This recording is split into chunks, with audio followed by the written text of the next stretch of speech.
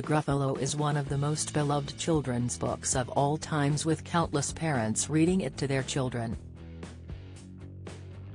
Its gigantic success has spawned a film, toys, lunchboxes and a host of other merchandise so little ones can share a piece of their favorite character. And while most people will recognize the name, Julia Donaldson, behind the phenomenal success, few people would know her face. As well as the Gruffalo, Julia has also penned Room on the Broom, Stick Man, and The Gruffalo's Child. Between 2011 and 2013, Julia was also the Children's Poet Laureate. Now 75, Julia, who was born in Hampstead, London, didn't find her love for writing until the late 1980s, when she started pitching for songwriting commissions for the BBC. It was in 1991 when she got her first break, when Methuen Publishing asked to use her song, A Squash and a Squeeze, for a children's book. It was published in 1993 and launched her empire in writing and storytelling for school children. Donaldson frequently visited libraries and primary schools to develop her writing skills. Just 2 years on, the book that would set her up for life was published, The Gruffalo. The book was influenced by a Chinese story where a girl stops a tiger from eating her by claiming to be fearsome. Despite the success of her career, having the books translated into more than 50 languages and winning multiple awards, her personal life was always easy. Julia and her husband Malcolm have been married since 1972 and share 3 sons together, Hamish, Alistair, and Jerry.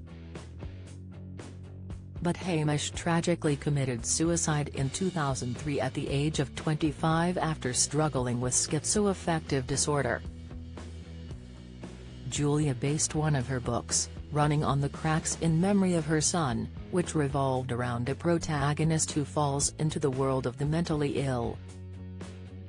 She created the book whilst she and Malcolm were trying to help Hamish navigate life with his disorder. Julia herself is also dealing with a devastating health condition, which has affected her since she was a teenager. Julia realized she had problems with her hearing when she couldn't hear a bird song. This later developed to her missing the occasional words at the cinema, and the people around her, yet she never thought it was something to be concerned about. It was after her having her first child at 29, when Julia realized she couldn't always hear him cry, that the author started to believe her problem was more serious than she'd realized. In an interview with the Mail, she revealed she had to be proactive. We had a carry cot on wheels, so I made sure the baby was near me when he was asleep. I'd also leave all the doors open. She was later in her 30s diagnosed with cookie bite disorder, which makes it difficult for her to hear due to a hole in her audible spectrum.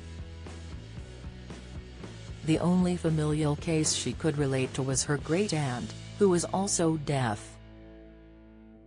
At first she didn't require a hearing aid, but it was the disappointment after not being able to hear all the lines at a show in the theater which prompted her to go back to the doctors. Finally, at the age of 41, she was prescribed a hearing aid. It was lovely to clearly follow conversation in a quiet room. But it felt horrible blocking up my ear and picked up and magnified background noises, such as the clattering of cutlery, she said. Over the decades that Julia has been wearing hearing aids, she's recently started buying ones privately which are tailored by a practitioner to her needs. Her current hearing aid is a Oticon Vig and valued at £2,000, she said. I still only wear one because even with the best aids the sound is slightly tinny. It means you get some natural sound, too. Hearing aids weren't perfect at first, far from it, but they've improved enormously over the years and opened up a world I thought I'd lost.